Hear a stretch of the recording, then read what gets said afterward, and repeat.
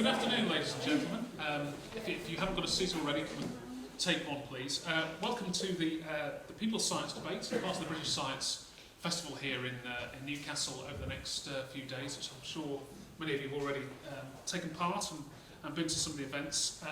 My name is Richard Moss. I'm the BBC's political editor for the North East and Cumbria, presenter of a programme called Sunday Politics, which goes out each Sunday, funnily enough, on BBC One.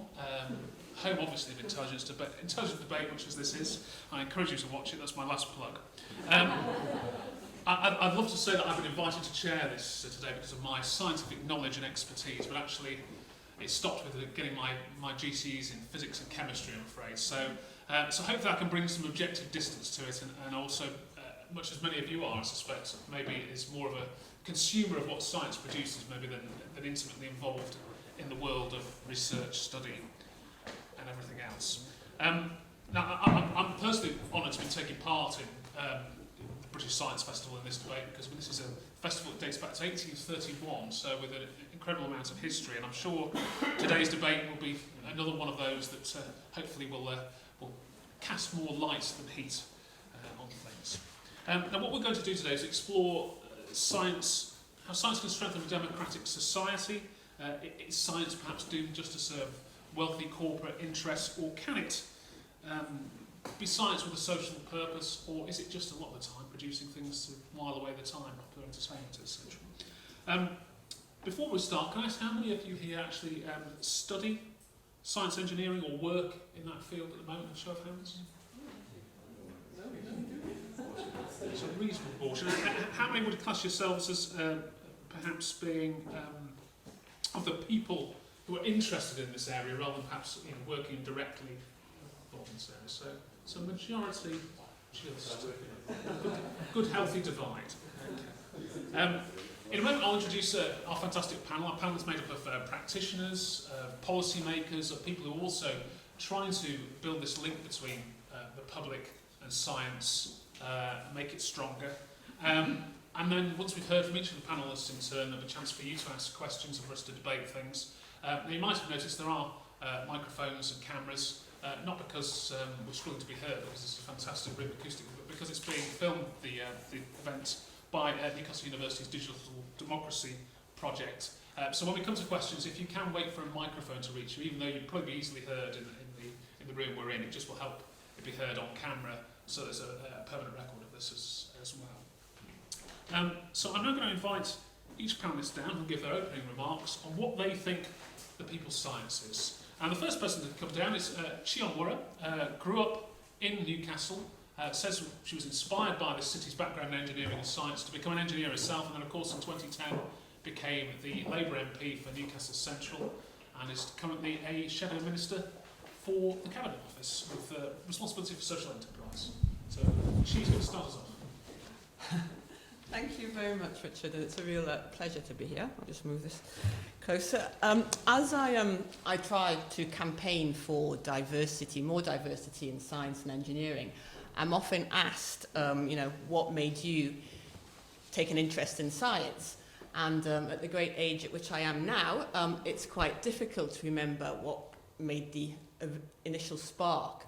I do remember very clearly learning about Archimedes in my primary school in North Kenton, and how he discovered the principle of displacement in his bath whilst worrying about how to prove that his cousin the king's crown was really made of gold and not some more base metal.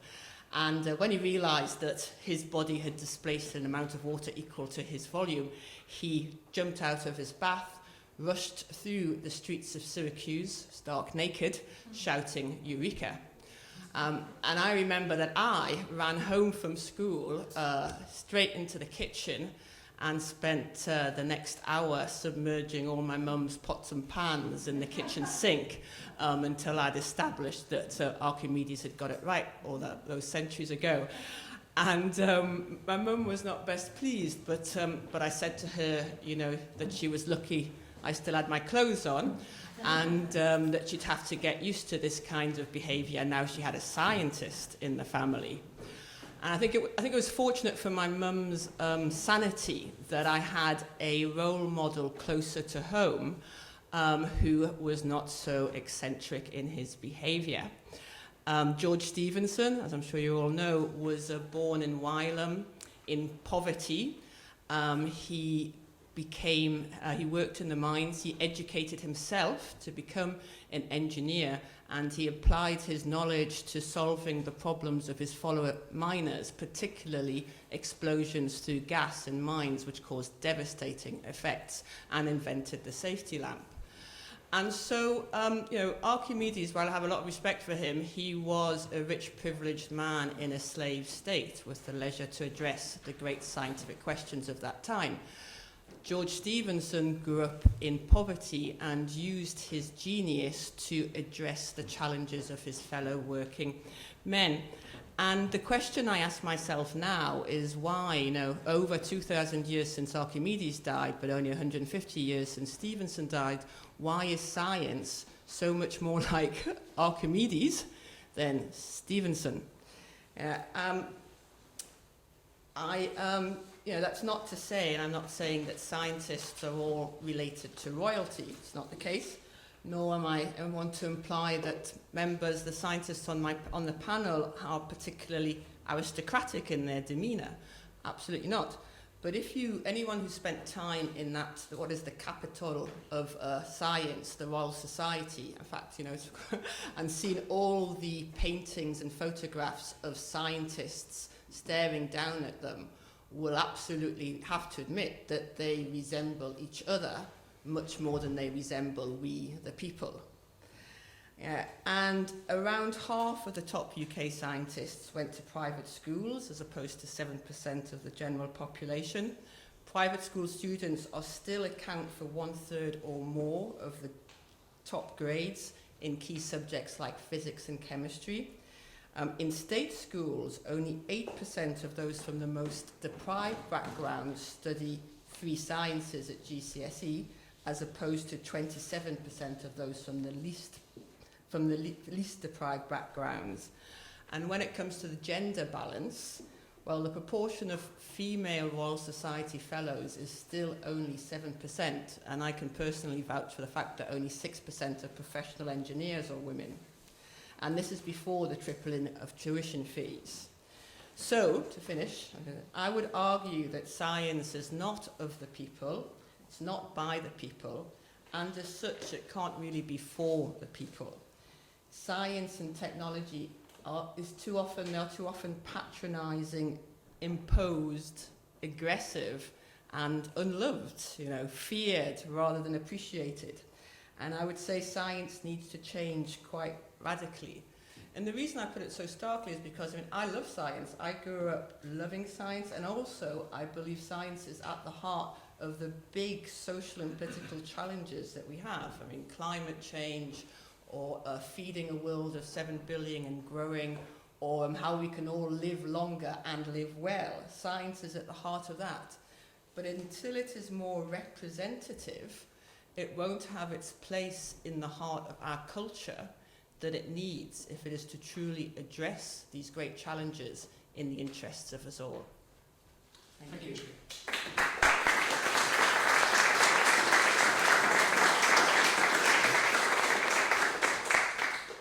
The preciseness of a scientist, that was almost exactly 5 minutes. Our second panellist has some shared interest with Onwurah, because he, like her, has a degree in electrical engineering.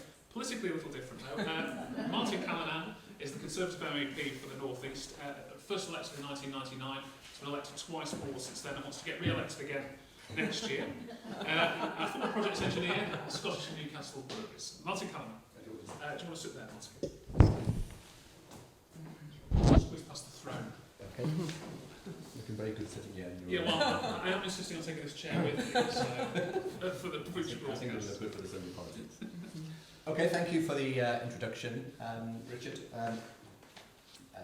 Career-wise, of course, I share some of she's attributes, in that also when I had a proper job before I went into politics, I was an electrical engineer, although of course I come from the opposite end of the political spectrum.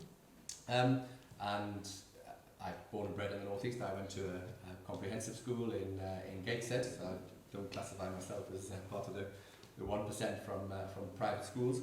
And I worked at the Scottish and Newcastle breweries, based in Newcastle, but working all over the country for them in project engineering before I was elected to the European Parliament. So I can organise a party, as they say, in a brewery if it requires to be done. What I found interesting, going from the world of engineering science to the world of politics, because you start off in politics thinking, well, wouldn't it be great if all politics was completely evidence-based, if policies were pursued purely on the basis of precisely thought out, well-studied scientific evidence, society would advance, everything would be perfect. And of course, to a certain extent, it is. But you can never get past the individual prejudices, personal judgment that's always required on these things. And in looking at the topic for discussion, I thought I would come up with two examples of the conflict that you seem to get between different bits of science and sometimes the politics. One example is substances called neonicotinoids. Now, unless you're particularly interested in it, I suspect you've never heard of neonicotinoids. They are a class of chemical that are in pesticides. And there's a huge campaign going on across the European Union by various pressure groups and others to ban them. And a number of people from the northeast have written to me about this. And the reason is because they are said to affect the population of bees. Now, again, whether you know it or not, we have a tremendous problem with bees in that there aren't enough of them, and it's causing a bit of a problem for farmers, plants are not getting pollinated, etc. And so there's huge amount of academic study gone into what is causing the decline of bees, and there are various solutions being put forward, various reasons to do with small viruses, problems, etc. But the favourite at the moment is neonicotinoids. So up goes the cry, they must be banned. Needless to say, unsurprisingly, the chemical companies that manufacture them are not in favour of banning them. Farmers are not in favour of banning them. So we think, aha, we put aside the vested interests and we look for the scientific-based evidence for this. And the European Commission, who have proposed a ban, have produced a study, and it's about 50 pages. It's very dense. I'm not a chemist, so I just trouble going through it. But it concludes that from various academic studies there is evidence neonicotinoids are the problem, therefore they should be banned.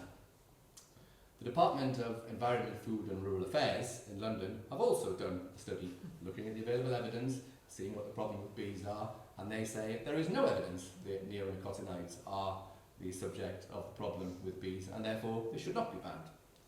So, you pay your money, you take your choice, depends who you believe. There are various well-meaning environmental groups and a number of people from the region campaigning strongly to have neonicotinoids banned. There are various others not. Depends which study you take. So it's a question of political judgment. This is ongoing at the moment. I don't know where my position will finally end up, and I don't know what the outcome will be. Of course, the easy political solution is just to throw up your hands and say, yeah, of course it should be banned. I don't want to be unpopular, I don't want to incur the wrath of various well-meaning vested interest groups, and therefore they should be banned. And of course that often is the path of least political resistance. The famous example always quoted is a pesticide called DDT, which to all intents and purposes was bad for human health, it was poisonous, and it was banned in Europe probably about 20 or 30 years ago. The effect of that, whilst improving human health in Europe, has been devastating in large parts of Africa, where it was used for the eradication of mosquitoes. The mosquito population has blossomed since then because DDT was particularly effective in killing them, and so there was a lot of scientific evidence that actually many more people have died through malaria and malarial incidents since then than were solved by the banning of DDT and the improvement of a small amount of human health in Europe. Second example I want to quote is an example that she mentioned, which of course is climate change, global warming, call it what you will. Now, I'm not going to go into the whys and wherefores of whether you believe in climate change, whether you don't, that's a whole subject in itself. Needless to say, in 2007, when I started first dealing with this subject in the European Parliament, when there was proposals for extensive range of climate change legislation, there was a report from the Intergovernmental Panel on Climate Change, and the BBC interpreted this at the time with a banner headline saying by 2013 all Arctic ice will have disappeared because of climate change. Clearly that turned out not to be true. The Independent also had a similar article based on the same thing, and I never believe anything I read in the Independent, but particularly not this, because this said that by 2012 winter as we know it will cease to exist in the UK. We will have a climate akin to southern France. We'll be growing vines all over the region, although incidentally the Romans did grow vines on the Roman wall a couple of thousand years ago. But the climate will have changed. Now, clearly that's also proved to be wrong. But of course, since those apocalyptic reports, everybody else, have spent literally billions of pounds on dealing with climate change. And we have across Europe through a whole range of different measures, through carbon reduction policies, through subsidies for alternative energy, etc. Now, there is a good argument for encouraging alternative investment in energy anyway. There are lots of arguments about energy security, etc. But the fact that the climate would continue to warm was said in 2007 and 2008, and it may in the future. I'm not saying it won't. The fact is, so far, it hasn't. So those reports, produced by literally hundreds of very eminent scientists at the time, were wrong, or they were interpreted wrongly by the media, one or the other. Now, since then, science has moved on, and there are alternative points of view from it. And I'm not advocating right or wrong on either side. I'm just saying, as a result of that particular piece of science, we have spent literally tens of billions of pounds in Europe, and we ask ourselves whether we should or whether we shouldn't. There are maybe alternative reasons, but that was the main reason for it. So what I'm saying is science is important, scientific facts, inverted commas, are important, but often, of course, you get conflicting science, you get conflicting points of view, and so I think the lesson that I drew from my scientific education was always keep a question in mind and never necessarily believe anything we read in the Independent or on the BBC. A wise policy, which I don't advocate myself, of course. Okay, thank you very much, Martin. Next panellist is Imran Khan, who is the Chief Executive and has been since April of the British Science Association, organisers, of course, of this festival. Previously was Director of the Campaign for Science and Engineering and has been a long-time advocate for science and engineering, and worked also in Parliament and in freelance journalism. Imran, do you want to come down? And I think you're sitting, we've placed you near the water, so that's right, it. I feel very lonely all of you. It's nothing personal. Okay, thank you very much for that introduction, Chair. As you mentioned, I've been at the British Science Association for about 6 months now, and before that, my last job was running this organisation called CASE, the Campaign for Science and Engineering. And our mission there was to say that we want science to be higher on the political agenda, because we thought that MPs and ministers, present company excluded, obviously, didn't care enough about science and research. So we campaigned for things like a stronger emphasis on science in schools, more science in the curriculum, protection for university departments that might be at risk of closure that were in science and engineering, and more money to be spent on scientific research as well. And part of the reason we campaigned for that is because if you look at international comparisons, the UK spends less than pretty much all of our main competitors, definitely as a proportion of our and their economy. So the US, Japan, Germany, France, Finland, Korea, Canada, they all spend more than us on science when you look at it as a proportion of their economy. And one thing that doesn't change between those countries is that every political leader will make some statement to the effect of saying, science is definitely the future of our country, we need to be putting our money where our mouth is, we need to be investing in our scientific future. But our political leaders do worse than other political leaders in other countries of actually following through on that. So my job was basically to try and give them a bit of a nudge in the right direction. And after a few years of trying to do that, trying to make that persuasion happen, I realised something, which is that in the UK, we don't actually have that much of a difference, a practical difference between MPs who come from a science and engineering background and those who don't, in terms of what they then do in terms of their decisions around science and engineering and funding. So what I'm trying to say is that if you've got a background in science and engineering, that doesn't seem to make you much more or less likely to campaign for against an increase or a decrease in science funding. And I thought, well, why is this the case? These are people who know how important science is. They know that it's the bedrock of our communication system, healthcare system, agriculture, everything relies on science and engineering, and they know this. So why are they not trying to argue for more funding?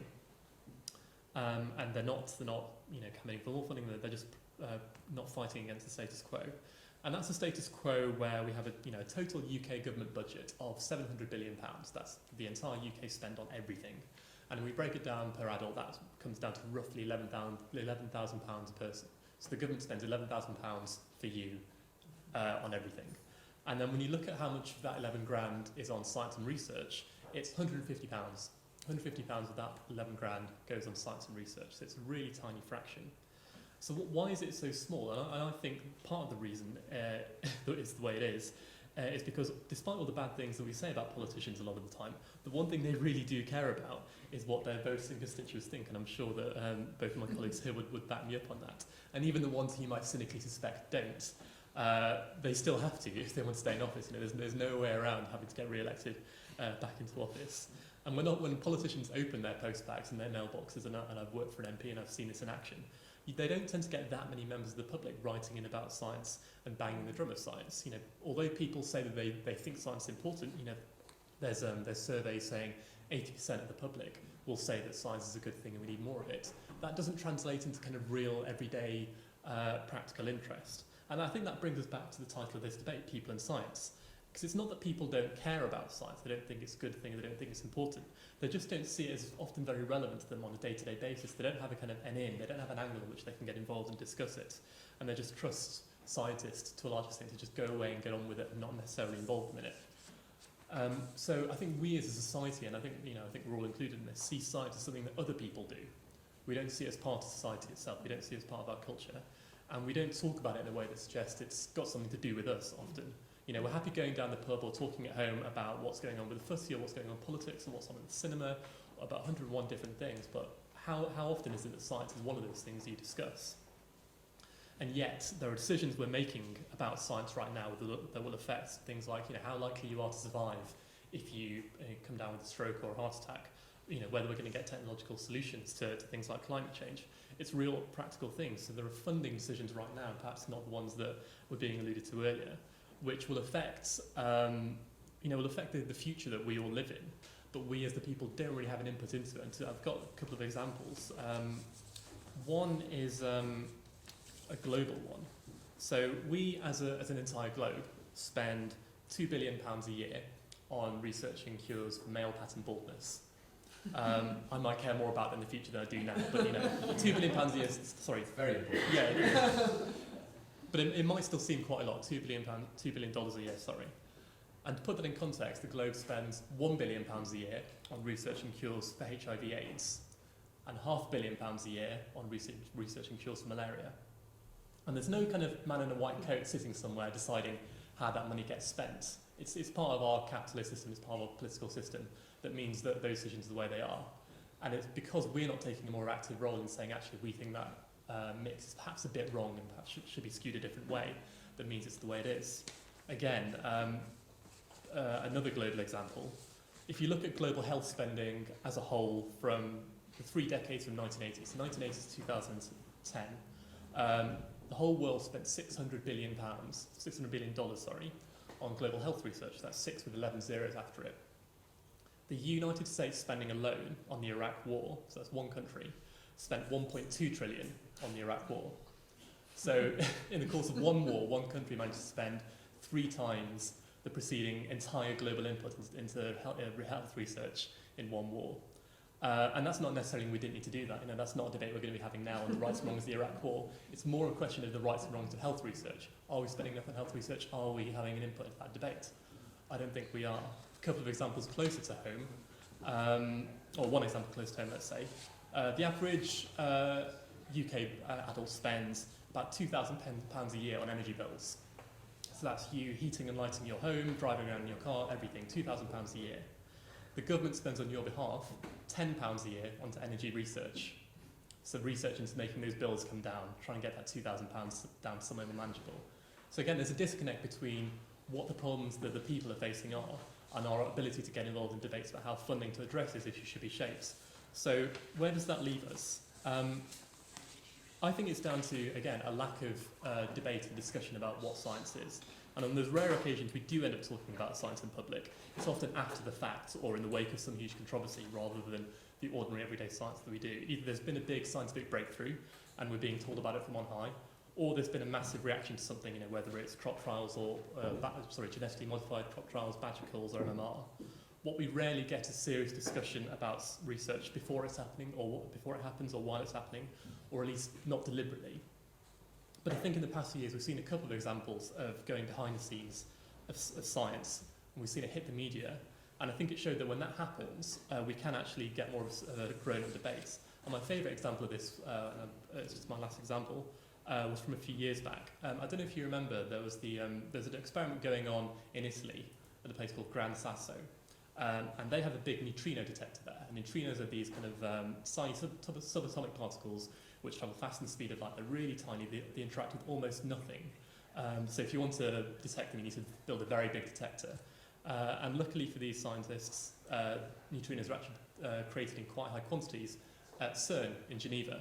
So these scientists are measuring the neutrinos which are arriving at their lab in Italy that are being generated in Switzerland. And what they found was that somehow these neutrinos were getting to them faster than the speed of light, which of course, according to Einstein, is completely impossible.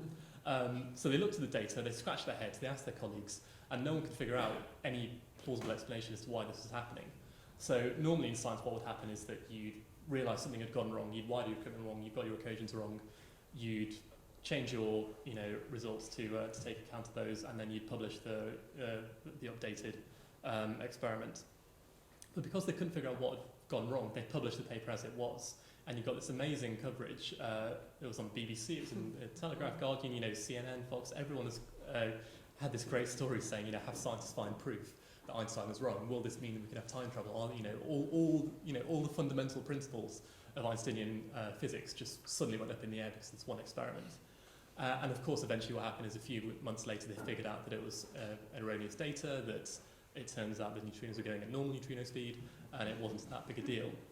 But say that they'd found that out before they published the experiment. That would have meant those 3 months would have none of the public interest, none of the public debate, none of the public questioning of what these scientists are doing, what are neutrinos, what's going on at CERN, that we actually got.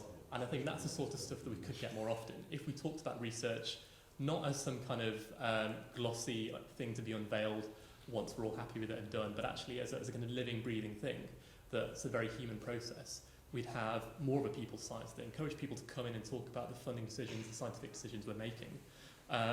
Right now we see it as science as a black box where you're putting money at science and scientists at one end, and you get discoveries and technologies out the other, and we don't look at what happens in the black box. We can leave that to the scientists to do amongst themselves. But often those things are going on, they're human processes, they're human decisions made for human reasons. And I think if we break open that black box and talk about what's going on in it in public, then we'd have more of a people's science, and I think that'd be better for everyone. Thank you, Imran.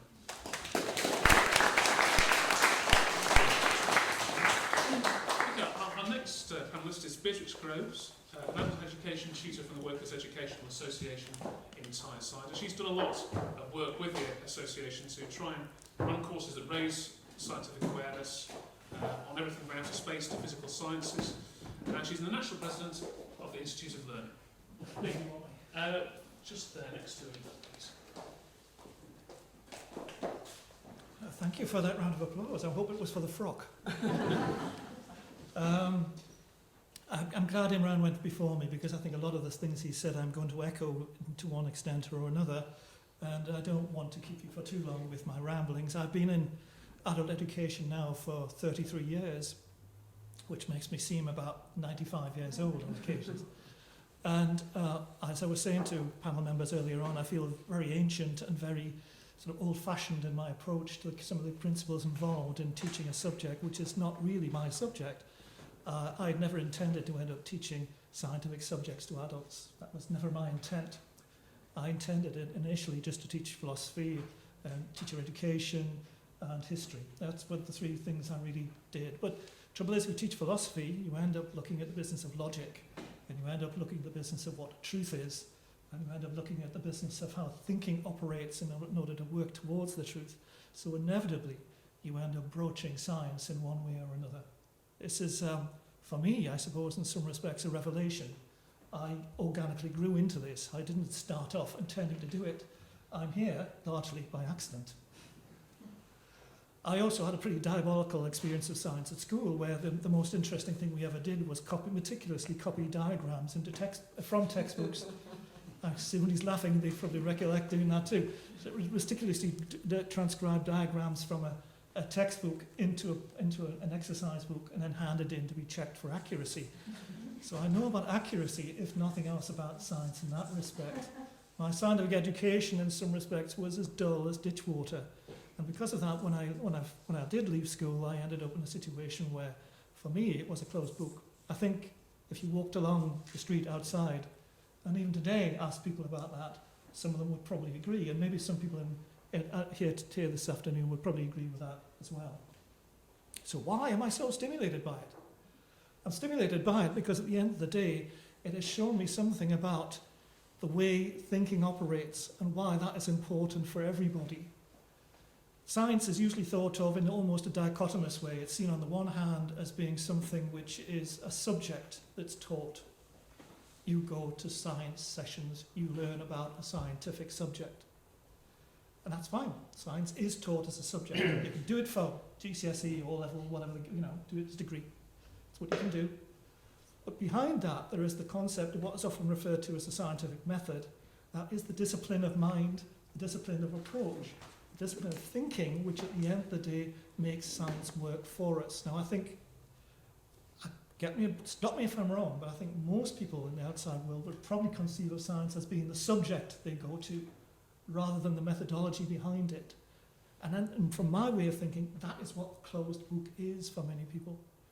They think of scientists, and in the most respectful way, as still, even now, guys in white coats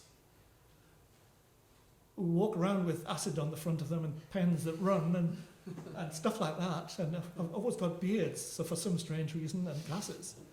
And who spend an awful lot of time talking about subjects which are not comprehensible to the outside world. People then feel that that's, as Imran was saying earlier on, is something someone else does. The specialist, the person who's totally dedicated their lives to it. Which, okay, may well be the case in this very, very detailed, intense world we are in today with regard to scientific progress. But behind that, there is the concept of the thinking behind scientists, the meticulous business of the way of analysing research, working towards research, and dealing with the truth, which I think is a very important aspect of all of that. The inevitable existential truth of the way in which science in its core is supposed to operate. People do not understand that process. And I think education has got a role in all of that, is to help people understand that process and to gain a passion for that, because that approach, in the background to politics, in the background to social change, in the background to participation in a just society, is an essential part of that issue. We cannot continue to just leave it to the specialists. If there is a good reason for continuing to have a debate of this sort, is to try to emphasize that people like myself who work in adult and further education should spend our time trying to introduce people not just to what's the technology that science can give us, but also the background to it, the way in which it operates. There's a famous philosopher, Ludwig Wittgenstein, you may have heard of him. He actually worked in Newcastle once during the war. That's, by the way, the Second World War, not the others we've had since. And he once said, and the quote is probably slightly wrong, but forgive me if it is, because I'm dealing from memory. He says, even if all the problems of natural science have been solved, what matters to us most will still go unanswered. What he meant by that was, science can't tell you what to do about the problem. It can't tell you what to do and tell you the various options you may have. It can say to you what global warming is or may be, but it can't tell you what policies you should initiate to deal with it. Very often scientists feel themselves under enormous pressure to bring out the happy solution to the problems we have. But that's not often the case. Often the solutions are not exactly as clear-cut as they might be. Similarly, very often within science, there's a huge amount of areas such as marketing gets involved. One of the other subjects I teach for my pains is information and communication technology. And I have to deal with Microsoft every day. So you'll know what I mean about marketing. I don't deal with the best. I deal with what's given to me.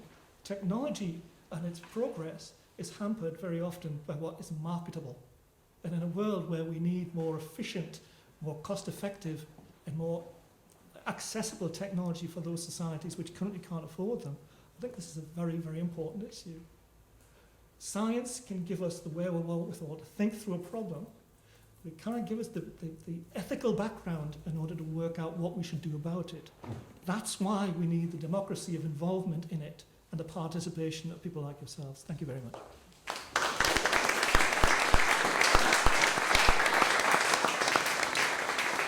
Thank you, Bea. Well, our final panellist is probably one of the people that, one of the scientists that most people recognise and know in the community. It's Lord Robert Winston, of course, famous from his television presentation of Your Life in Their Hands, Making Babies, the Human Body, Child of Our Time, Professor of Science at Imperial College, made a Lord in 1995, award-winning author, etc., etc.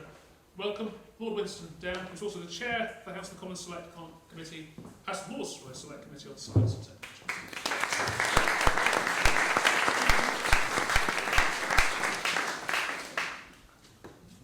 Thank you. Well, good evening, or good afternoon. I think the proposition is quite simple, really. I do science in my laboratory, and the science that I do is not my science. The science that I do is your science because you pay for it. And when that science goes well, you'll benefit from it. And when that science goes badly, you'll pay the price of the side effects of that science. It's as simple as that. And therefore, in a democracy, we have to ensure that we all, as members of the public, have a voice in the science and how it's done and the effects it may have and the anxieties which are raised. Now, scientists are getting better at listening to the anxieties, but they're still not very good at it. And that's why I think there has been a massive movement towards what is called public engagement. Public engagement is essentially epitomised by, for example, the British Science Festival is an example of where scientists hopefully come out and listen to the audience. In my view, they don't listen enough. They spend most of their time talking to you, which is not what I think is appropriate. I think we should be listening to you much more and responding to your anxieties. So forgive us for talking so much this afternoon. I won't go on for very much longer. I want to say one thing, which I think is something which Beatrix has just sort of touched on. If we're really to have a working democracy, and we're ready to understand the science which is done in our name, because every single invention which is done in science, every new discovery has an advantage and will have a deeply disturbing downside. If you look at the 10 great inventions of the last 50 years, whether it be the laser, the internet, the microchip, the contraceptive pill, the MRI machine, the list of 10 is fairly clear. All of those technologies, first of all, were never thought of at the time when they were invented. And secondly, they have advantages which were completely unexpected in every case. And thirdly, they have very serious disadvantages to our society. So in order to democratize science, we have to, above all, improve education. And in my view, there's only one way to do that. Forget the politicians meddling with secondary education. That's a waste of time. What we have to recognize in our society is that we lose children by the age of 10 or 11. Yeah. And what we need to do, of course, is to have much more science in primary school, and indeed to some extent even in preschool. Certainly, it is quite shocking what goes on in primary school. Primary school teaching is harder than teaching GCSE and is much harder than teaching A-level. I know that because I go into schools and try and do it. A primary school child can ask you anything off the wall, and most of the time you won't have the skills to answer that question because you weren't trained in that particular science. For example, one of the things I do is to try and do professional career development for scientists. I bring them into the lab. We have science lessons for primary school teachers and secondary school teachers as well. I can tell you the last lesson I did, where there were 20 primary school teachers in the room, one of them had done science at university. Most of those teachers had not got a single A-level in science. That is hopeless for our society.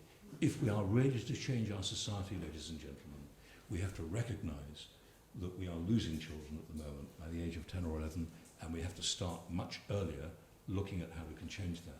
And the metrics demonstrate that. There is now sufficient evidence to show that it really works. Certainly from the sort of research we're doing at Imperial College in London shows very clearly that the long-term effect on children who come in is quite extraordinary, and they remember what actually they have done, and they're enthusiastic about what they've seen. Thank you.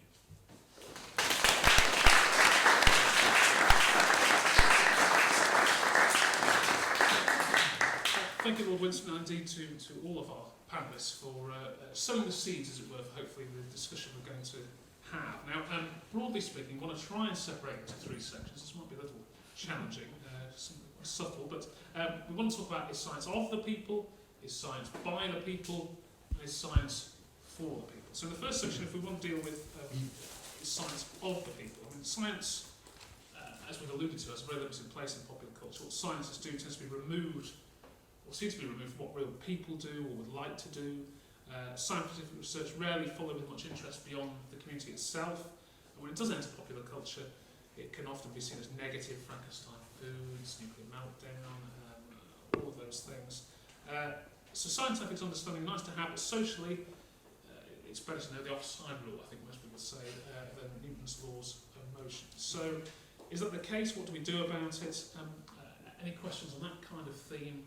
I know it will probably bleed into the other areas as well, but the first question over there, if you wait for the microphone to come to you, and then get the panelist views. Hi, I've actually got a science degree, but I've never used it, so I'm probably one of those people with an interest, but didn't go much further in university. To me, science isn't of the people, because each of you alluded to the fact that it has a lot to do with money. And it seems to be those people who have the money, whether it's the cosmetics, where people are looking to male pattern baldness, or when I went to university, one of my professors was looking at changing hair back from white to the colour. And the issue does seem to be when she mentioned the fact that most of the scientists come from private schools. It unfortunately seems to stem from money, and primary school always highlights the inequality in those on lower incomes and those in higher incomes. So I would agree with Lord Robert Winston that is definitely something to do with primary schools. But my issue is, if it's to do with money, how do we change that? How do we get people to think it shouldn't be all the big cosmetic firms that put money into it, and they actually do have to think of the people and what is actually going to help? And I think that's quite a fundamental thing. Thank you. Lord Winston, how do we, in a sort of market economy where money talks, how do we make sure we get the science that matters, I suppose, rather than necessarily the science that makes money, or is that possible? We can't. It's impossible to do that. Unfortunately, what has been shown is that virtually all the great inventions came about by chance. You take the laser, for example, as one of the most important inventions of the last 50 years. It was postulated by Albert Einstein in 1907 in the special theory of relativity, when he observed, or when he didn't even observe, when he theorized photons. It was 50 years before anybody built a laser. It's only now that you use the laser to check out of the supermarket, to do the internet, to communicate with your relatives in Australia, to have surgery to the back of your eye, to have your gallbladder removed, to do a DVD or a CD, to use it for nuclear fusion, which may save the planet, and indeed for supercomputing. Those are just a few of the examples. The downside, of course, is that the laser is, under certain circumstances, an amazingly effective weapon. Now, none of those things could have been predicted, but we wouldn't want to do without lasers. So we have to own the understanding of the laser. And incidentally, I take, if I may very briefly, because I don't want to speak too long, but I disagree with Imran Khan. I don't think our science spend is that bad. I speak as somebody who's been a member of a research council for 8 years, the largest spending research council. And of course, we would like more money, but actually it isn't done by happenstance. It's done increasingly by looking at society's needs. and a lot of time is spent by council members trying to see what society's needs is. And I have to say that in the case of the Engineering and Physical Sciences Research Council, which is the largest council, it has been increasingly involved with trying to understand what the public's anxieties are, to try and involve the public with dialogue, and to have more and more events, and actually has funded probably more public engagement than any other single body in Britain, including the Wellcome Trust. So I think we shouldn't neglect the fact that, you know, our science is moving in the right direction, but it takes time. Imran, do you want to respond to that in terms of whether you think Lord Winston's picture is the correct one? And there's no kind of simple way of looking at it. You could say that the spend that we have now is correct in the sense that that's what society, politicians, scientists have all kind of come to a consensus on, that, you know, that's an appropriate spend. But I take the view that, you know, your question was how can we get more of the right kind of science being done? Because, you know, we, the people, don't have the money. Of course, in one sense we do. Because cosmetics firms and pharmaceutical companies and all the big companies out there, they all be funding research for their own specific aims, and that's fine. That's, you know, that's what they're there to do. They're there to provide returns for their shareholders. But the money the government is spending on your behalf, you know, the £4.5 billion a year, that's the publicly funded research science budget that scientists get to decide in the way that Robert Winston was just describing. That's your money. You know, that's your money which the government is spending on your behalf. And I think if we enter into dialogue with politicians, you know, if the next time an election rolls around here, you know, it should be you going to your prospective candidate saying, well, what kind of policies are you going to have on science? You know, do you think we should have more of it? Do you think we should have more of it under public control? What kind of ways are you going to say that it can respond to our needs better?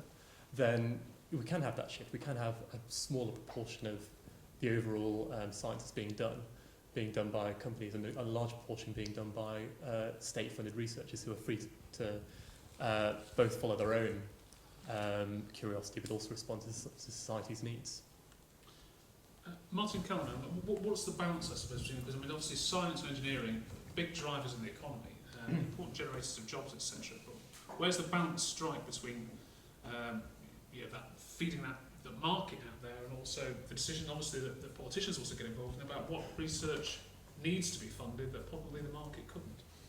Well, of course, that's the difficult question, and what publicly funded research there is more outside of the market-based system. But there's much more research goes on by private companies responding to the market imperative. But of course, that's not necessarily a bad thing. The lady used the example of cosmetics, and of course, there's an awful lot of frivolous research goes on in cosmetics, apart from the cure for male pattern baldness, of course, which is extremely important. But you know, you have only to look at the fuss every time, whatever is it, Olay produces some great new, hugely expensive anti-wrinkle cream and get an article in the Daily Mail, and the stuff is sold out at huge expense for months on end. You know, clearly that's going to happen. There's a public demand for it. People are prepared to pay for it, and so the company will do research into that, whether or not it works or is successful. But to take another example, which I think is more relevant, is one of the greatest leaps forward in technology and invention in the last 20 years has been the mobile phone, which, well, you may think it's a good invention, or I think it's a brilliant invention, but obviously originated in rich Western societies. It was almost entirely driven by private sector investment. You look at the first mobile phones, huge, big, clunky things that had a battery life of about half an hour, and then look at where they are now. Now, there's massive amounts of investment going on, a huge market, now worth billions, being created from nothing. But of course, whilst it's mainly a product of rich Western societies, it's also massively aiding the third world as well. It's one of the principal drivers of development in Africa now. They're not bothering with fixed line communications. They're going straight to mobile networks where there is no workable banking system. People are able to transfer money from one part of Africa to another by mobile phone, through text messages, etc. And so it's enabling and to overcome many of the disadvantages. They're a huge development tool being used in many parts of the third world now. It clearly wasn't the original intention of all of the research and development that went on, but that's how it's being used in many parts of the world. And there are lots of other examples as well. So what is developed for perhaps sometimes frivolous uses in rich Western societies often does benefit the poor in the third world as well. Onwurah, I I suppose the key to the question is how do you decide? Where is the balance between funding things that perhaps people want but are not necessarily perhaps crucial to our survival, and things that are genuinely going to make a difference to people's lives across the world? I think what's absolutely essential, it's a very interesting question, obviously, is that the public have a voice in how the money that they're paying for is used. And the mobile phone is a very interesting example, because actually I'm afraid it is not the most expensive and the most important research that ended up as being the mobile phone was carried out by the public sector. Radio waves. There's a very interesting book, some of you may have heard of it, by Mariana Mazzucato. It's called The Entrepreneurial State. And she basically takes apart an iPhone. I mean, not literally, though that would be interesting. She takes apart an iPhone and all the technology that went into it, from the touch screen to the able to receive and emit electromagnetic waves and the plastics around the coating, and shows how the most expensive part of that research, the basic research, was carried out by the public sector. Then the private sector came along and invested, absolutely right, huge amounts in commercialising different aspects of it and making something that was quite big, very small, etc. So one of the things that she proposes actually is that means that every mobile phone should be given a sort of royalty payment back to whatever public sectors it were that were responsible for that innovation, in order that the public could then choose what other or governments on your behalf could choose what other research was taken up. Now, I'm not sure that would work, and I think that might put a transaction cost, if you like, on new innovation. But it is fundamental that there continues to be sort of blue skies research funded by the public sector, and it's also really important that we recognise that we need a return on that in order to continue, whether that's through taxes. It would be nicer for companies who benefit from it to pay their taxes, wouldn't it? So whether that returns through taxes or through some kind of royalties, so that research can continue, and we've got to get that process better. Both of you obviously involved in the political decision-making process. There's this disagreement here between the science side of things, between Winston and Imran Khan, about whether science is well funded. The mobile phone is not science. The mobile phone depends on the microchip, it depends on material science, it depends on extremely good engineering. You have to have that science base first, and of course, as she rightly says, it was developed in the public sector first. In fact, at Imperial College, we were looking at cell broadcasting and motoring round South Kensington, seeing how cells shipped in and out a long time ago to try and work it out. But I mean, the fact of the matter is that the real science is much, much earlier than that. And that's the problem that we face, because of course there it isn't commercial, and the development of the mobile phone, of course, is a great godsend, but it's not really the real issue here. It's a development from engineering subsequent to the science, which happened much, much earlier. And we shouldn't forget that. If we don't have a good science base, we won't end up with mobile phones. And that's really what we're talking about. Is then funding for science, in your view, Jim, is it adequate? My view is that the more we invest in science, the greater return we will get if we can actually monetize as a state that return through taxes. So right now, and through economic growth, which is what we're looking for. So for us to be a leading, strong economy with well-paid, good jobs, I would say we need to be investing more in science as a country.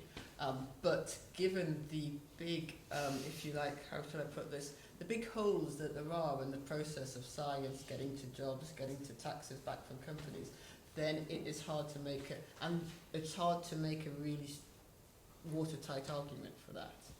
Martin, I suppose I know the answer to this, but is it as simple as just throwing a bit more money at science that might give us more discoveries, more jobs? I wish it was. I mean, politicians don't have a very good record of picking winners in terms of high technology and engineering, etc. I mean, clearly we'd all like to see more investment in basic research. There are extensive EU programs for basic scientific research, the various research targets, etc. we don't think it pale into insignificance the amount of money we spend subsidising cows, for instance, or agriculture, which is a very politically toxic subject.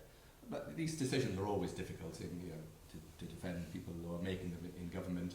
There are always pressures to spend more money in every area, whether it be in education, in local government, in defence, in transport. There are always calls on the public purse, and there ain't a lot of money round at the moment. So, of course, we'd like to see more spent on defence, but deciding the balance of public spending in different areas is always difficult. Beatrix, there's a role here for all of us, I suppose, in that these decisions about funding science have to be taken, and we have to get involved as well. And how do you make sure that the people have the knowledge to actually say, well, I'd rather have the money spent on this than that? Or, I mean, is that possible? Yeah, well, I think it is. Just I mean, I'm I'm a very boring person when it comes to this sort of stuff. I mean, I tend to go back, as Robert has just earlier on, to talk about education all over again.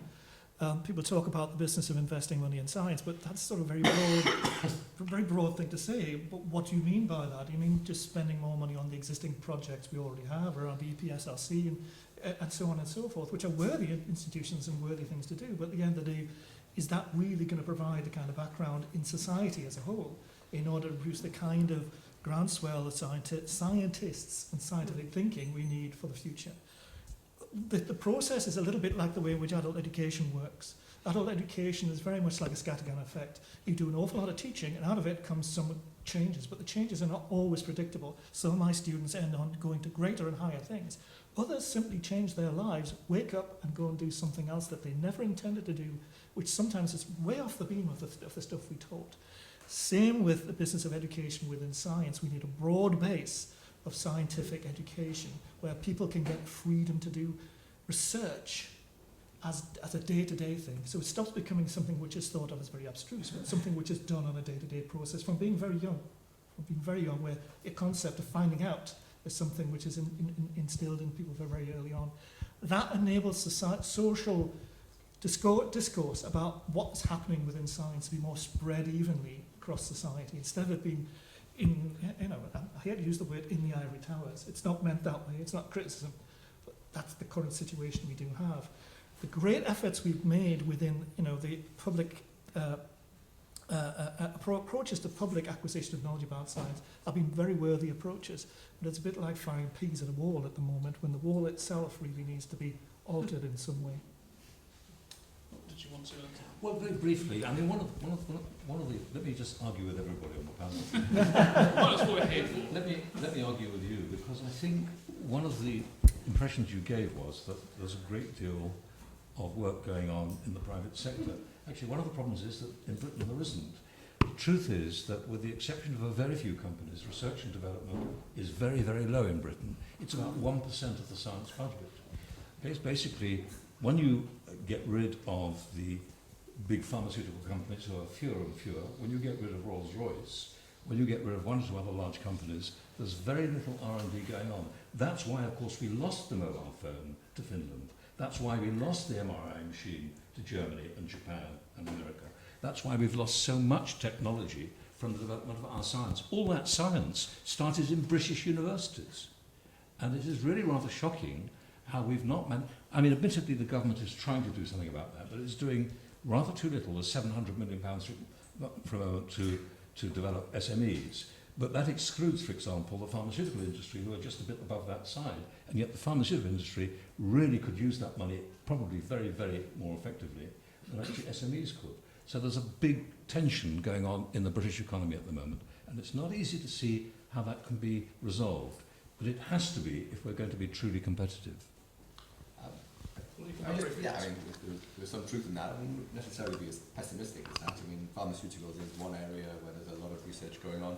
The motor industry, car industry is another example, whereas there's a lot of basic R&D in this country. Aeronauticals we're also extremely good at, and there's a lot of research goes on. So clearly we would like to see more, and we should look at how companies can be persuaded to do more basic research, particularly in this country. But I'm not sure it's quite as pessimistic as Lord Winston makes it. Yes, let's take a question there. There's a couple. Yes. Just wait for the microphone. It's Vicky Gilbert, and I come from design technology teaching background, although I did fail my several exams, but I did pass my physics A-level because the teacher helped me with the experiment. I have to admit it. I wanted to get back to kind of basics, really, because I think we live, and Shire's mentioned it, in a very unfair society and a very wicked kind of world.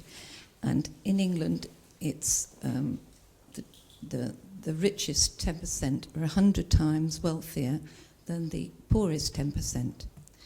And if we look at countries like Norway and Finland, they do. I want to refer back to what Robert was talking about. I think you mentioned Finland, where the mobile phone was thing. And I've just been reading an article how in Finland they don't do any formal education until 7, and they don't have any. They don't allow any private schools whatsoever, and they don't do any exams until 16. So that's very interesting. And from a scientific point of view, they come out 3rd in Europe for literacy and science. So maybe from a scientific point of view, we've gone down the wrong road following America. And I think we've gone down the wrong road because our society and the whole of the world, in a sense, has been corporatized. And 16 corporations, if I've got my scientific facts right, 16 corporations, on the whole, control the world. And they're not there for public good, they're there for making profits. And so this discussion about do corporations control everything? Well, my view is that they do. And I'd like to refer to what Martin was saying about where he was undermining the science of climate change. And of course that is because so much money has been invested by American corporations to undermine and put that view that you're putting over, in a sense. I don't know if you totally believe that there is no such thing as climate change, but that is the view that is being propagated. And so I would argue that corporations are deciding what people want, let alone what they want from science. Yes, one more quick point is what you raised, and I think this tells all, which was how much money, because it is about money, and the 600 billion that's spent on health in this country versus what the Americans spent, 1.2 trillion on wars. And I think that is the interesting thing, is that the British have seen, the British public, although we may still go to war on Syria, for example, which will cost trillions besides the lives of the people we kill. I just want to make that last point, is that British people have seen through how scientists were manipulated during the Iraq War, and that they have seen through that game. And I think it's tragic that scientists can be used like that, that science can be used like that. There's a woman just behind. Might as well try and speak on what I think it was. Yes. And we'll go there. We'll do 3. Sorry. We'll go back. Yes, I just wanted to say that there'd been a lot of talk about education from the panel, which strikes me a bit of the deficit model of science communication. I was wondering what you thought about the fact that many successful science communication projects have shown that the British public is very capable of understanding complex scientific problems if the correct effort is made. And maybe what is not needed is talking about how it's all too late because we didn't get to them in primary school, but talking about what we can do for communicating now with the resources we have. Yeah, it's fine, and then we'll go to the panel. Well, I speak as a backwoods one from Cumbria, and I sort of disagree with nearly all of the panel because they haven't got to the crux of it. We've started talking about money, and as soon as you started talking about money, people turn off because it's something that you have an opinion about, and it's not necessarily the same as what everyone else is talking about. But what I was going to say, I also we've all been to school and we all think we know things about schools. Lord Winston said in his opening address that to inspire a primary school child, and so did the lady over here, and none of you have labels on, and I can't remember her name. She said she was inspired in primary school, and it's having good teachers inspiring science that is the important thing. And I think Newcastle has been wonderful in holding this festival and letting us see another side to some of the scientific things that's going on in the world. Imran, I way this. Yes, we'll come back just in a second. Imran, I suppose that winds it out a little bit as well into what we also wanted to talk about, which was is science by the people. You know, is the type of people involved in science as well. That may be part of the problem. We've already alluded to the fact that it might be a narrow section of society. And does that affect the way it's then communicated to people? Yeah, I think it does. And there were some stats raised by Chi at the beginning, which I was stole my from the science. I was going to raise the same ones. And that if you look at the total number of A-levels which are done in this country, 13% of them are accounted for by people who go to private schools. And actually, the private school population is much, much smaller than that. But even then, of that number of scientific A-levels, so taking further maths as an example, 30% of those are done by people at private schools.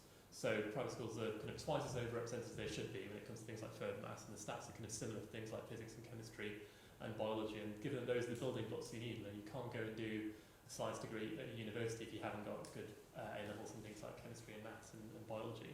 It really does hamper the kind of people who are getting into the scientific workforce.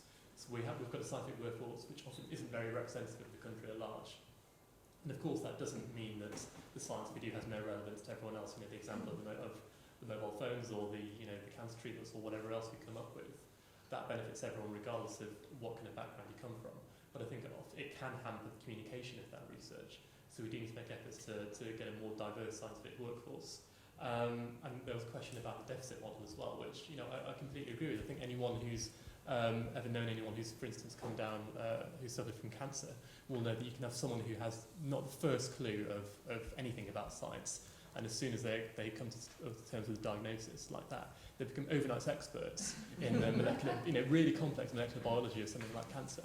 And it shows that often people do have that capacity. It's just not made very real for them. And actually, I was going to throw that back to the audience as a question. We've all been talking about science as kind of very vague, abstract concept sometimes, and my starting point was that I think what we need to do is move towards a society where science is more real to people and they feel they can interact with it and actually talk to scientists and feel as if they've got something to contribute. Do you feel that? Do you feel that science is just done by the people, or do you think that have you had conversations in the past few days? Are you planning to have conversations in the next few days about what science is and what you want from science? Do you feel comfortable with that?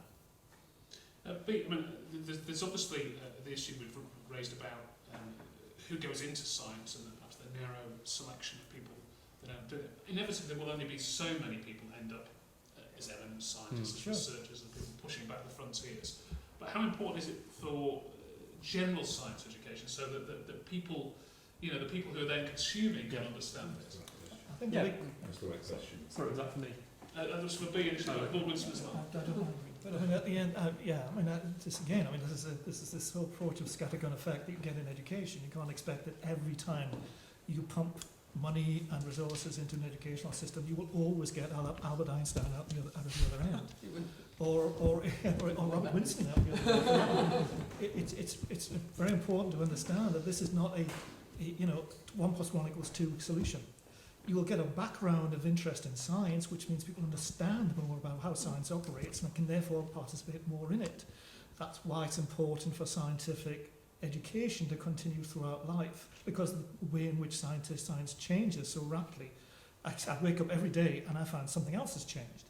However, I live in an environment where we were talking earlier on about deficit models. I agree. There's been very, very successful projects involved in the public awareness of science, which have operated in the Northeast.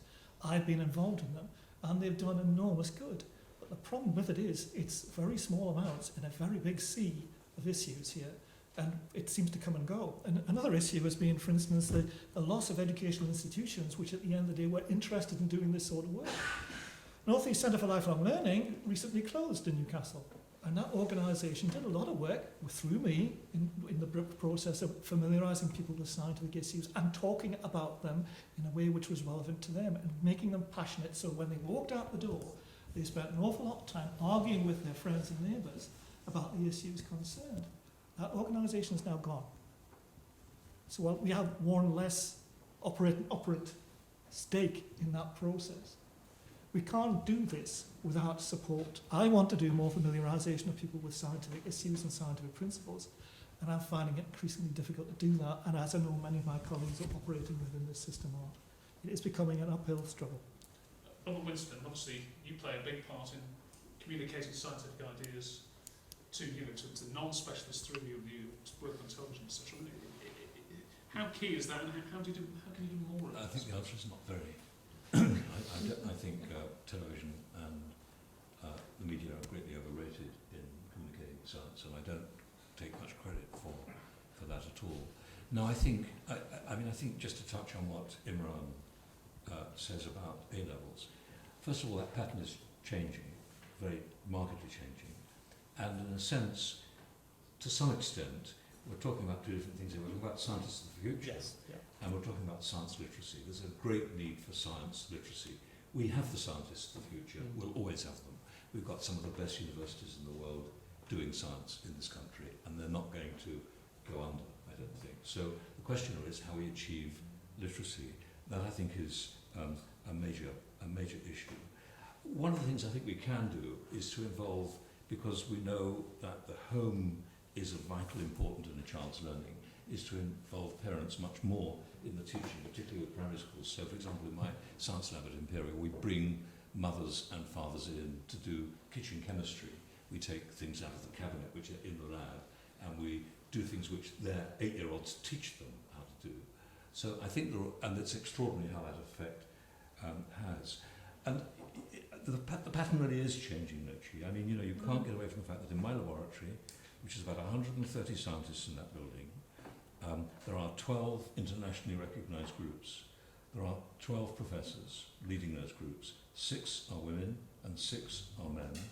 And in my laboratory, 86% of the people are female, and the number of people from what are called ethnic minorities is greater than people who are white Caucasians. It is actually radically changing, and universities are really trying to go out there to achieve that. One of the problems, if I may just promote very briefly, a very quick point. You're talking about your the real problem is that in the state schools, far too many children are not given aspirations to go to university at all, and the career advice in schools is really bad in this country. And we can see that again and again on numerous visits to schools. I'll be visiting a school tomorrow. I've got one on Wednesday. I've got one on Thursday. So I do know what I'm talking about. And the fact is that the advice given to children about science is not very good. Choose you want to come back on. Well, I do, and I'd like to say that on the last point, I agree very much with Winston. Careers advice is very bad in this country, and it needs to be much better. But I disagree, and it's good, fundamentally with everything else he said. I disagree that the problem is...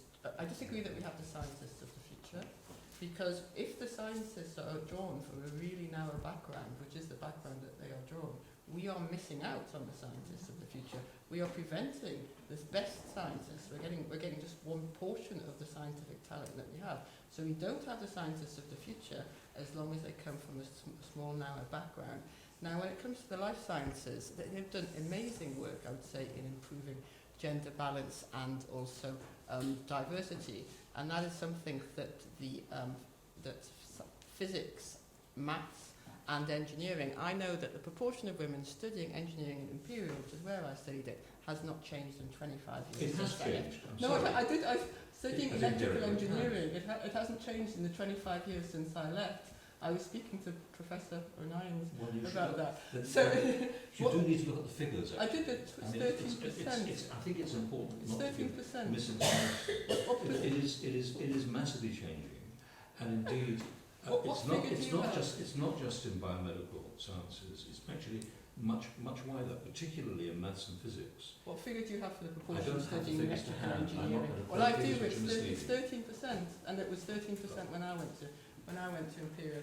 So I think those are really important issues. But at the same time, just to be positive about this, I think that what has changed is that science and engineering are much more popular as aspirations now than they were 10 or 20 years ago, when we were saying that manufacturing was dead and the future was service industries. So I think that's why now is a real opportunity to both improve science at the primary school level, but also to improve scientific literacy more generally, because I want people to love science and go into science, but I also think it's very important that people don't go into science who like science.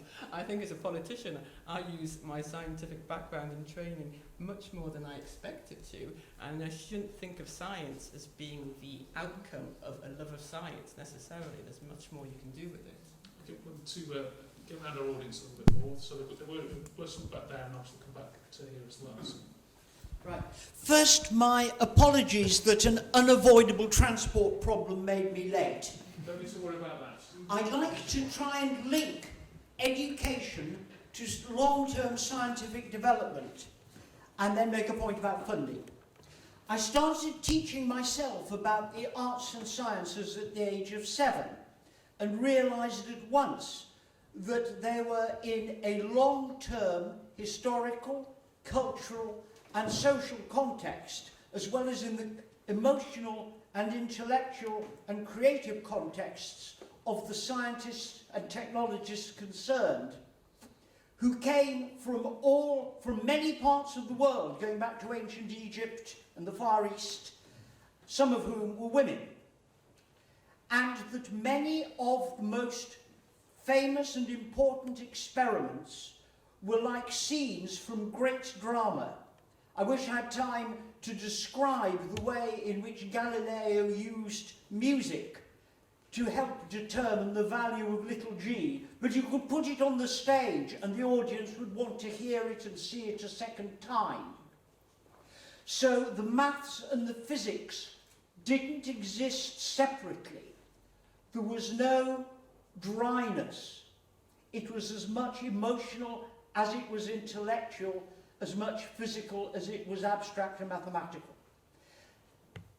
If the long-term view that gives rise to were adopted, the way in which we would do scientific development wouldn't put us either 167th or 169th, I forget which, in the league table of investments of GNP fractions in the world.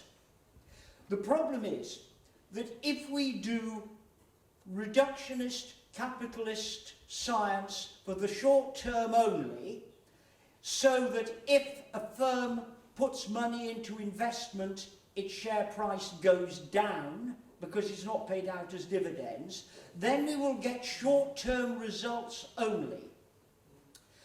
I convened a Green Party working group on science, and we consulted over 500 people, regardless of their political views, experts and lay people. And the conclusion we came to was, first, that if you take a sustainable, ethical view of the use of capital, then you will do fundamental as well as short-term science. The outcomes will be harder to predict the more fundamental, but they will be even more beneficial. And when it comes to funding, we waste vast amounts of money. I'd love to come back on this, both in the public sphere, through accounting methods, and privately, to give one example, through uninsulated houses. We could save much of that money and put it into the right sort of science. Thanks, I'm going to bring it to the two women down there. We'll get to you both. Hi. To try and link sort of by the people and for the people, I wanted to know that regardless of the fact that more people in science are statistically from more privileged backgrounds, what do you think of sort of broad projects like citizen science, back garden surveys, planting wildflower seeds, looking for a bigger audience? Do you think they're having a good impact and it's going to last, or is it sort of flash in the pan kind of public involvement? Thank you. And then there's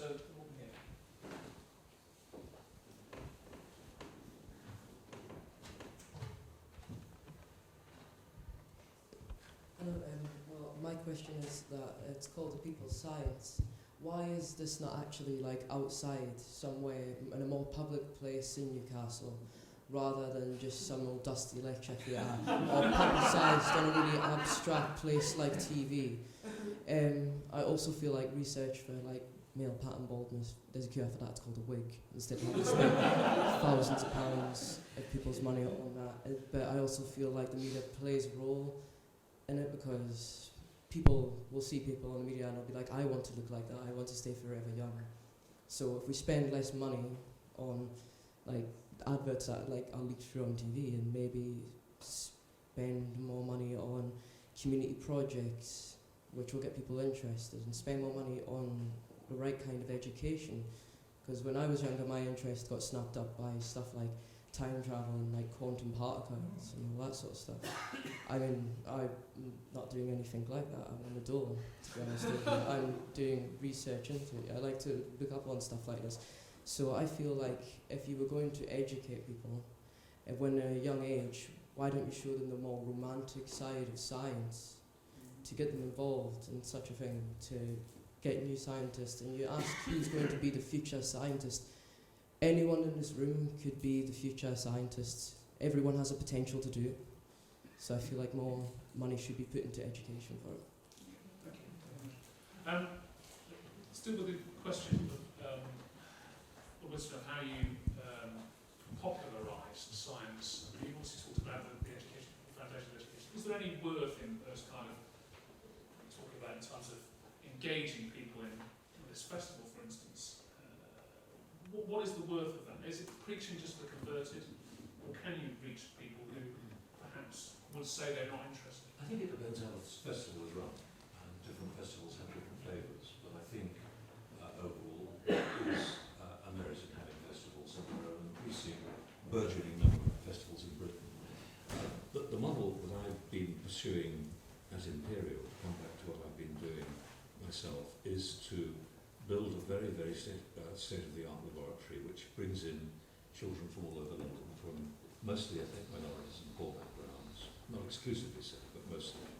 And we, last year, we've had 7,000 children through that doing science experiments, and we have 2 PhD students evaluating the effect of that on those kids, following up what's going on. This year we will reach about 50,000 school students, and we'll do professional career development for about 1,000 teachers. Hopefully we now have an income to do that. And I think the important thing probably is to do far more scientific research on the impact of what we're doing. So what our program is trying to do is to look at 4 areas. One is what works, what actually is remembered, and what actually has a theoretical background. We embed maths in everything we do. And it's very clear from our research that boys and girls at different ages are very different from each other. Different ethnic groups will be different as well. That we can actually record and we'll be publishing. Secondly, we're looking at the effect on the, not only on the school children of the work they're doing, we're also looking at the effect on the teachers and how it has a knock-on effect if they don't come in. And lastly, of course, very encouragingly, what the effect on the university is. And I'm very proud of the fact that for the first time, we have now a physics course at Imperial College. It's one of the hardest physics courses in the country, which now has a teaching module at the end. And incidentally, quite a lot of women have joined that course. And that, I think, is one way we can do this.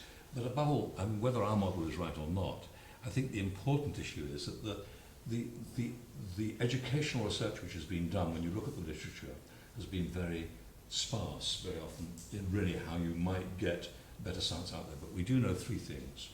We know that practical research works with about 80% of kids. Secondly, inspiring teachers makes a very big difference. So a lot of the people who work in our laboratory are not much older than the children who they're working with. And lastly, there's a need for a better professional career development, I think, for school teachers. School teachers are greatly underrated. They are hugely undervalued in our society, and the ones that are most undervalued are actually the primary school teachers, but they're undervalued right across the sector.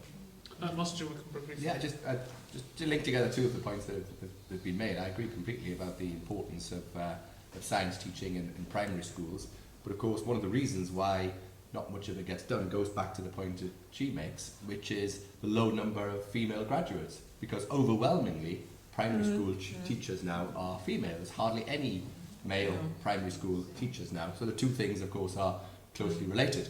And if it is the case, I'll give out the figures, that 13% of electrical engineering students in Imperial are female. That's certainly progress on my day in the 1980s. When I did electrical engineering at Newcastle Poly, Newcastle University as it is now, when there were no girls at all on my course. It was sort of 50 guys, and that was it, and very dull it was as well. Imran, we're drawing to an end. One of the questions I want to ask is science for the people. We've just discussed a lot about who's going to be involved in science, etc., etc. And I suppose it comes back to the point that I raised, which is, that and you raised really, which is us sitting here, we're engaging in it, we're discussing it, we're taking interest, but we're a very small proportion of the people even in this city today. Well, I was wondering if we could actually come back to a couple of the questions that were raised. There's one about citizen science, and there's one about the kind of the romantic science, and why don't we talk about those more? And I think those two questions are actually really linked. So, well, they are for me at least, because one of my secret confessions is that when I was doing kind of GCSE level science, often I absolutely hated it. One of the things that really bugged me at the time, I've got this very strong recollection of doing this experiment where you had to chop up potatoes. You got little discs of potatoes and dissolved in various kind of liquids with different concentrations of water and salt, and you measured basically osmosis. And basically everyone got the experiment completely wrong. No one could figure out what was going on, but you just went back to what said in the textbook and copied out the results you were meant to get. And of course that's very descriptive of a lot of science practicals and experiments you do in school. But of course that's not really science. That's just kind of copying something that someone else has done. And again, if you're just learning about what Newton said about thermodynamics, that's the history of science. That's very useful, but it's not doing it yourself. Science is actually the process of finding things out, and it's not just a list of things that other people have done before. So I think getting people to do science, whether it's in a school context or outside of it, we had a great experiment last year with the ash dieback, where once the ash dieback was announced, within literally 24, 48 hours, someone at, I think it was Surrey, had programmed an app for your phone where you could go out and help scientists monitor the ash dieback. And that really involved people in the scientific process and led to some findings which are then useful in combating it. And similarly, when it comes to inspiring young people, I think I think there is actually too much of an emphasis on saying learn the laws of thermodynamics, learn X, learn Y, and not enough on saying actually think about what science is capable of and what it's inspired people to do and the reasons they do it. Robert talks down his TV programs, but I think one of the amazing things he does, whether he's doing it deliberately or not, is saying, the reason people do things like fertility research isn't just because they're curious about how fertility works, it's because they really want to help people by doing it.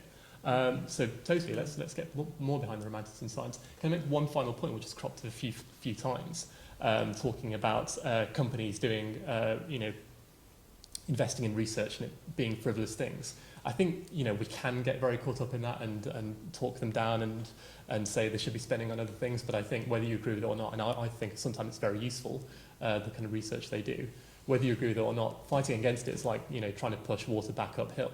I think where if it frustrates you, a better way to direct your feelings is to say, well, let's look at the money we can control, which is public funding of research. Public funding of Blue Skies research, public funding of research that's directed to social and health and economic aims that are being done in our interests, not in shareholders' interests, and fight for that instead. Okay, we're drawing to the end. I'm just going to give one final comment to each of the panellists. Really, we started off this process thinking: is science of the people, by the people, for the people? There are various views about it. I mean, starting the order we started. Chi, do you want to just a final brief thought about where we are and how we go forward? I suppose. Yes, I think this lady here brought up the really interesting key point about the lack of equality in our society today. And the reason why it's so important to have these debates now and to use citizen science, education, great television programs to promote these debates is that, I fundamentally believe we're on the edge of a new industrial revolution, a decarbonised, a green industrial revolution.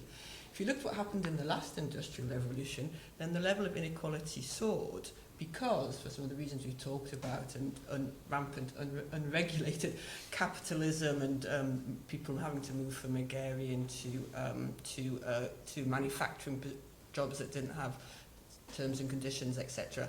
So the first industrial revolution increased inequality, generated lots of wealth, which then was more fairly distributed over time, though not entirely fairly distributed. Now we've got a new industrial revolution, which science again at its heart, bringing everything green, making it sustainable. We don't want to go through that process of massive increasing inequality, followed by equality. Let's have a fair distribution from the start. And to do that, we need people to be more scientifically literate, more involved in these kind of debates, and also for more scientists to be from the people. Martin, I mean, are you optimistic that science, A, can be a big driver for the economy, make people's lives better, but also that you can improve that engagement and decision-making process? Yes, of course. I mean, I think it's encouraging. A number of people, 60 people have turned up on a Sunday afternoon to talk about this. Sunny Sunday afternoon in Newcastle. Surprising to me. I wasn't surprised anybody would come. I think As a selling yourself. Politicians, yeah. It's obviously the star panellist that we have. No, I think it's a very, very important subject. I think we need to try and make science more accessible to more people. We need to try and have more evidence-based policy making. Clearly, education is part of the trick. I'm not sure I agree with Chi about a new industrial revolution, particularly on the grounds that she's mentioned. But nevertheless, our future as a society will lie in more and more science, in high technology, in using our academic prowess to make our way in the world. It's one of the global economic facts that Europe as a society is declining in importance in world terms. I was in China a couple of weeks ago, and the scale of the place is just absolutely amazing. There are something like 30 or 40 cities that have populations bigger than the entire United Kingdom. It is incredible, the scale of the place. The educational standards are rising greatly. Tremendous human rights problems, of course, but it's an industrial powerhouse. It's an economic powerhouse.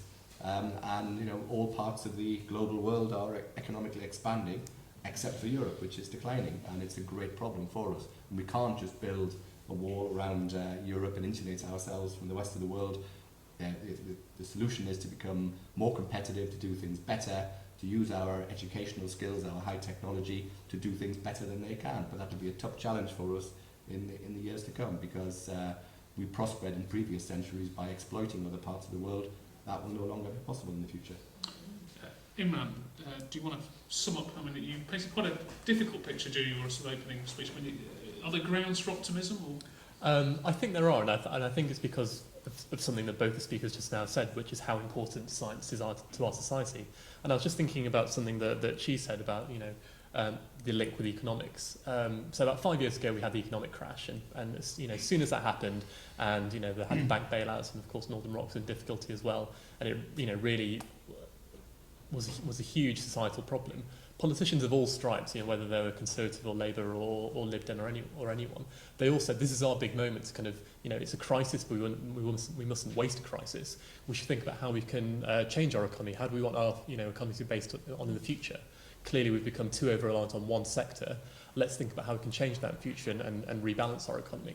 And fast forward to five years to where we are now, and we're just back to business as usual. We're pretty much where we were 5 years ago. In fact, we're probably a bit below that because we haven't recovered the lost growth that we had.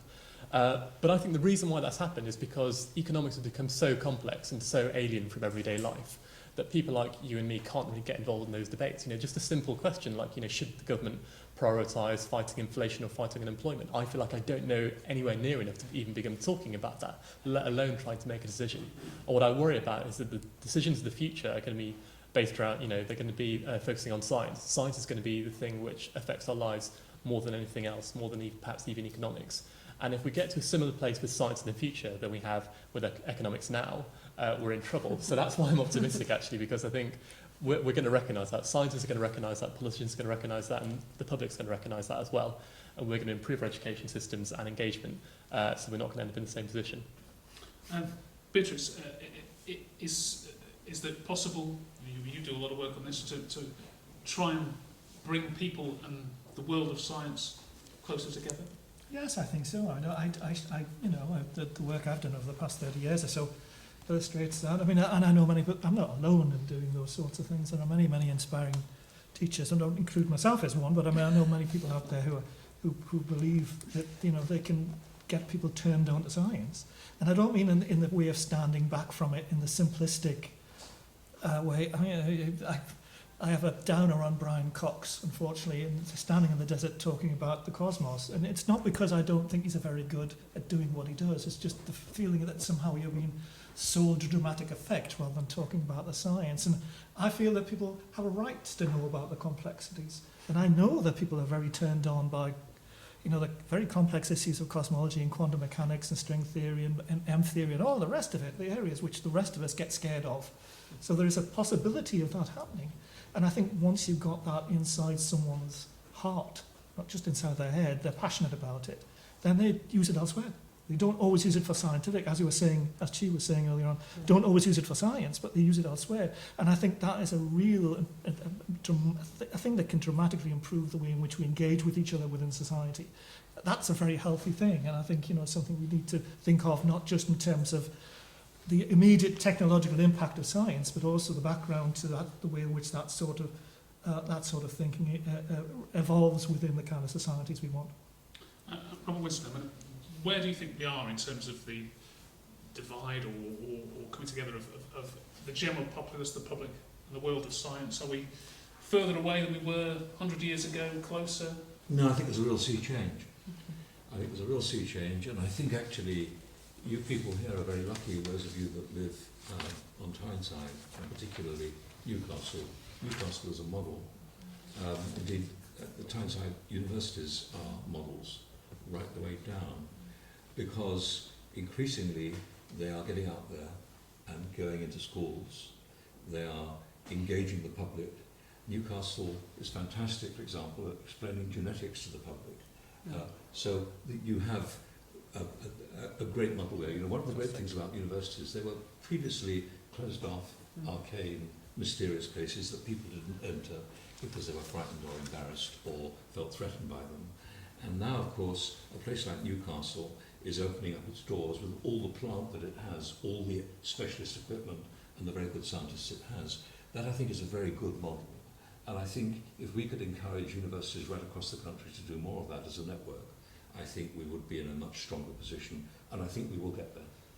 Robert Winston and the rest of the panel, thank you very much. I'll give you a round of applause, please.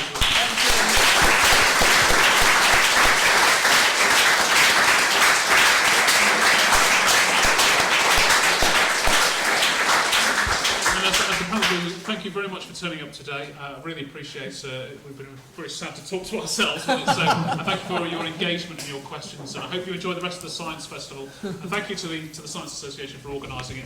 A big part of engaging people in Newcastle will be this. I know it's having a big impact. Thank you.